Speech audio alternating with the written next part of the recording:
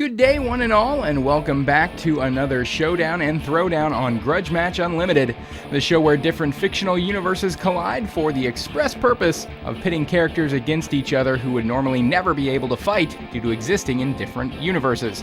Today we're doing things a little bit differently. The normal setup is traditionally one-on-one matchups, but the nature of the combatants in this installment necessitate more of a group battle scenario. That's because we're clashing two different species who tend to generally work as groups and are most dangerous in large numbers when we dive into sci-fi horror and pit two of the deadliest alien factions against each other. That's right, fans, it's the interstellar scourge with acid for blood from the Aliens franchise, the Xenomorphs, versus the reanimated dead/alien corruption from Dead Space, the Necromorphs. Now, while these two species can act and attack as individuals, they're most effective as groups or swarms, and throughout their respective series, countless numbers of them have been dispatched with relative ease by the humans who bring major ordnance to bear against them. It's only when they overpower their opponents with sheer numbers do they really show their true formidability.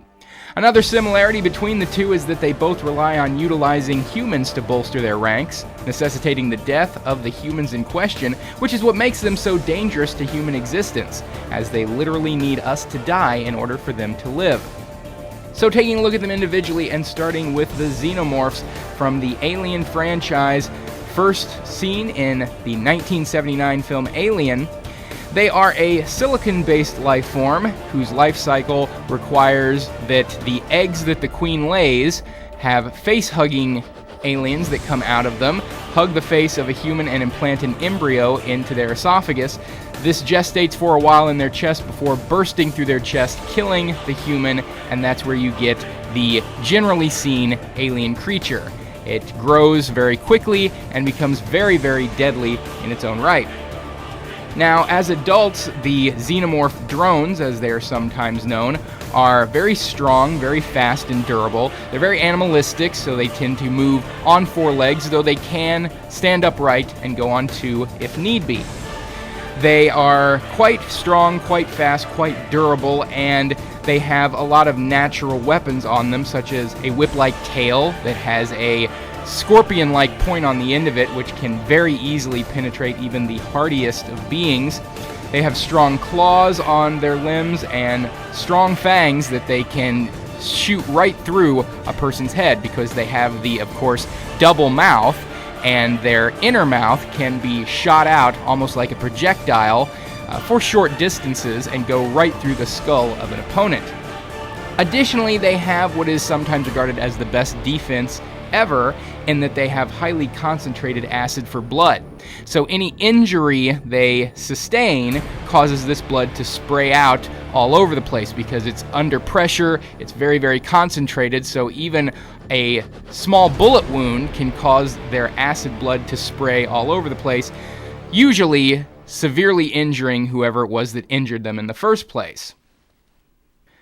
The Xenomorphs are most susceptible to fire as a weapon to use against them, but virtually any standard weapon can work degrees of effect. They are living creatures who have internal organs that function just like any other biological creature, and so enough damage being done to them in conventional ways will result in their death, again being aware of that acid for blood, which generally has to be avoided at all costs. The Necromorphs of the 2008 Dead Space series and the subsequent sequels that were released afterward are reanimated dead human bodies.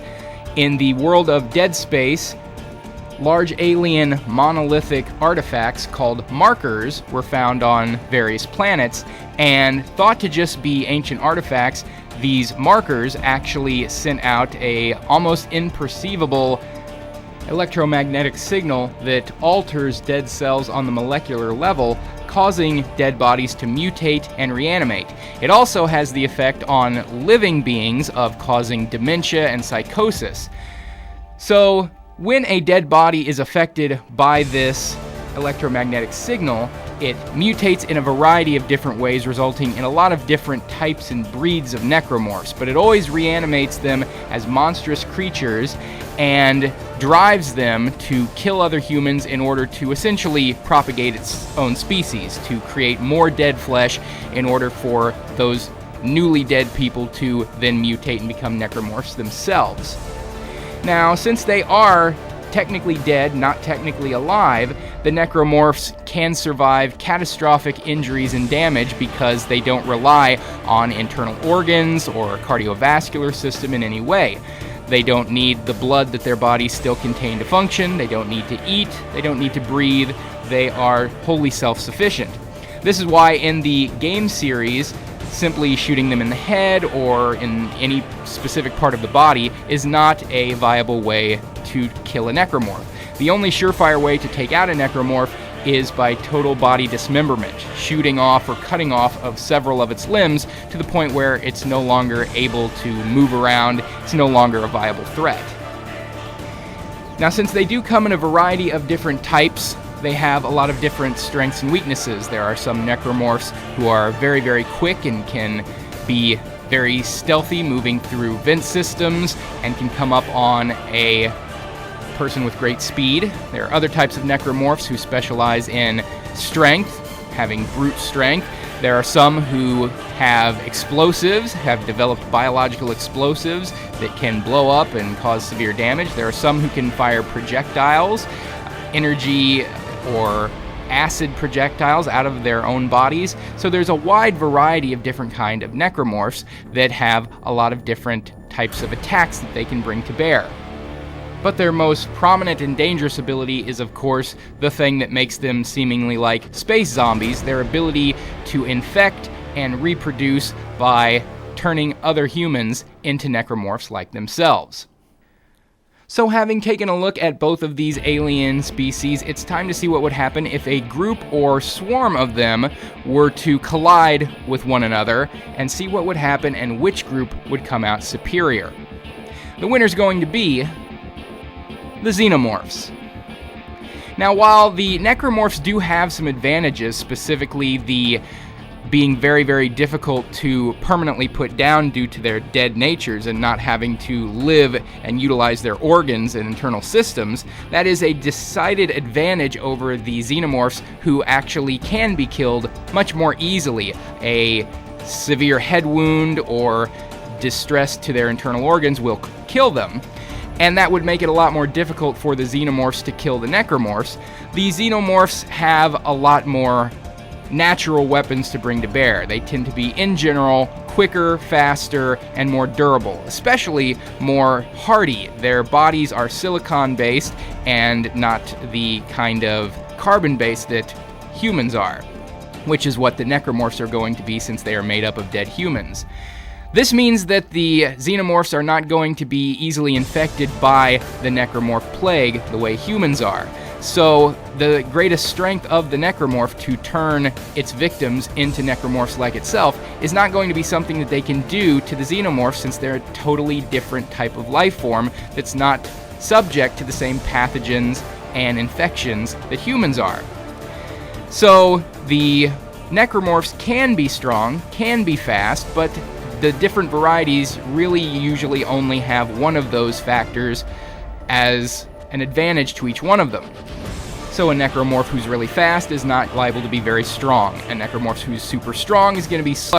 However, the Xenomorphs all possess great strength, great speed, great agility, all of their natural weapons, the tail, the claws, the fangs, the acid for blood, and a small group of Xenomorphs would probably be able to rip a larger group of Necromorphs to shreds with relative ease. That's not to say that every Xenomorph would end up surviving the encounter. Several of them would most likely die in the clash of the different swarms. And the Xenomorphs would probably find the Necromorphs to be some of their most difficult opponents to put down permanently. But in the end, more Necromorphs would end up taking the fall than Xenomorphs would in the collision. So if you had an even number of groups, you had, say, 50 Xenomorphs, 50 Necromorphs, you're probably going to end up with all the Necromorphs dead and dismembered in the end, and probably about half the Xenomorphs remaining. They're just stronger, faster, all around, more durable, and are going to take the win of this Grudge match unlimited. So let me know your thoughts on the outcome of this fight below, as well as any suggestions for future Grudge matches. We'll see you next time on the next edition of Grudge Match Unlimited.